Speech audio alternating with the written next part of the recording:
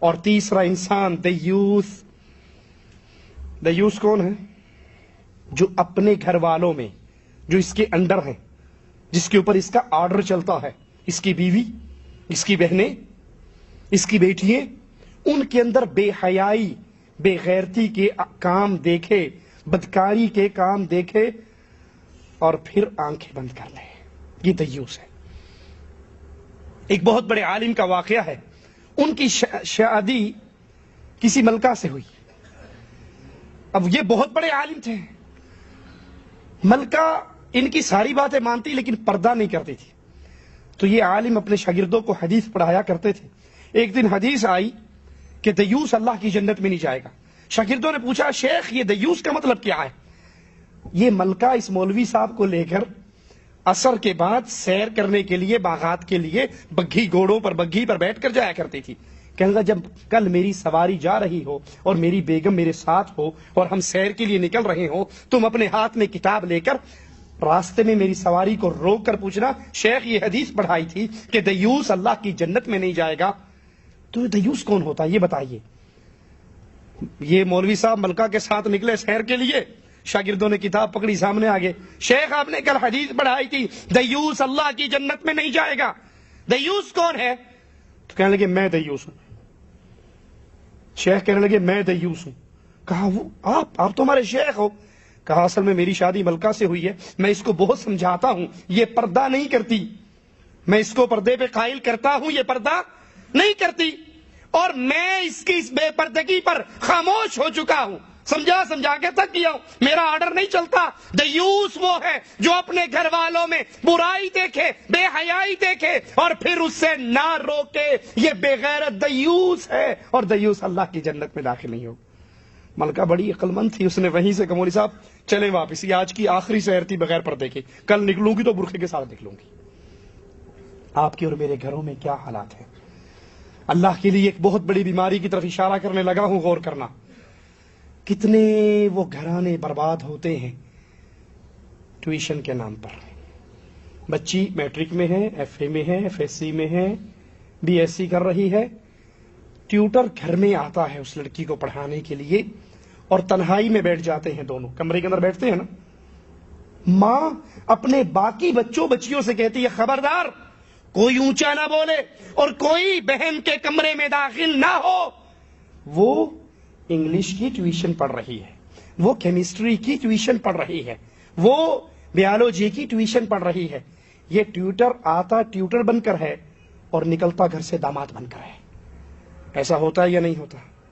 یہ بغیرتی باپ بھی برداشت کرتا ہے، یہ بغیرتی ماں بھی برداشت کرتی ہے. انگلش کے نام پہ، سائنس کے نام پہ، کیمسٹری کے نام پہ کہ ہماری بچی اندر بیٹھ کے تیاری کرے، اور یہ نہیں جانتی کہ محمد الرسول اللہ صلی اللہ علیہ وسلم نے منع فرماتے ہوئے کہا کوئی مرد کسی غیر عورت کے ساتھ تنہا نہ ہو. اور اگر تنہا ہوگا تو تیسرا کون ہوگا؟ شتونگڑا نہیں کہا، وڈا آئے گا، بابا جی آئیں گے. خود شیطان ان دو کے درمیان میں بدماشی کرنے کے لیے حاضر ہوگا. اور کتنے وہ گھر ہیں جو برباد ہوئے جس کے اندر ٹیوٹر بن کر نوجوان مرد آتا ہے اور نوجوان بیٹی تنہائی میں بیٹھ کے پڑھتی ہیں. بے غیرت ماں خود چائے بنا کر ان کے سامنے رکھتی ہے اور نہیں جانتی اس پڑھائی کے نام پہ یہاں پہ بدکاری ہو رہی ہے. باپ نمازی ہے، باپ مسجد میں جانے والا ہے، قرآن کی تلاوت کرنے والا ہے، لیکن یہ بے غیرتی برداشت کرتا ہے.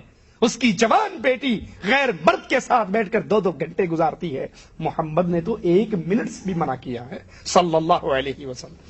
کوئی عورت کسی مرد کے ساتھ، کوئی مرد کسی غیر عورت کے ساتھ تنہا نہ ہو. اگر نہیں باز آتا تو ان کا تیسرا شیطان ہوگا. کتنے وہ نوجوان ہیں جو اپنی بیویوں کو، اپنی بہنوں کو، اپنی ماؤں کو اجازت دے دیتے ہیں میں بڑا مشغول ہوں، سودا سلف خریدنے کے لیے آپ خود گھر سے باہر جا کر خرید سکتی. اور کتنی وہ بے غیرت بیوییں ہیں جن کا خامن ان کو کپڑا لا کر دے دے، سامان لا کر دے دے تو جواب میں کیا کہتی ہیں تینوں کو لینا آمدہ.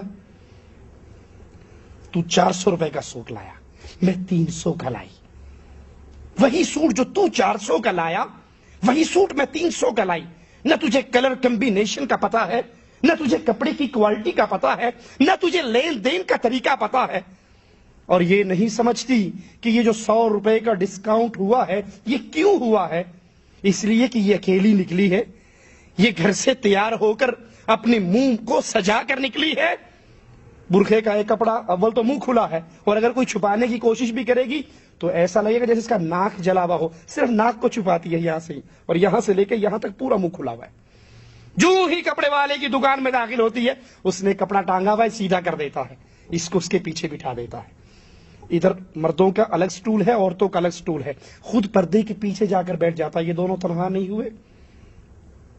اگر تو اپنی غیرت کو بیچ کر اپنی عزت کا جنازہ نکال کر 100 روپے کا ڈسکاؤنٹ کرواوی آئی ہے، ایسے 100 روپے کی اہل ایمان کو ضرورت نہیں ہوا کرتی ہے۔ یہ بے غیرت ہے، یہ دیوس ہے، جس کی ماں، جس کی بہن، جس کی بیٹی، جس کی بیوی بازاروں میں بن ٹھن کے نکلتی ہے، خوشبوئیں لگا کے نکلتی ہے، پاؤں کے اندر پائل پہن کے نکلتی ہے، حالانکہ محمد رسول اللہ صلی اللہ علیہ وسلم نے فرمایا جو عورت خوشبو لگا کے گھر سے نکلے اس کی خوشبو نامحرم مردوں تک پہنچے، فہی زانیۃ زانیۃ زانیہ، یہ گندی بدکار زانیہ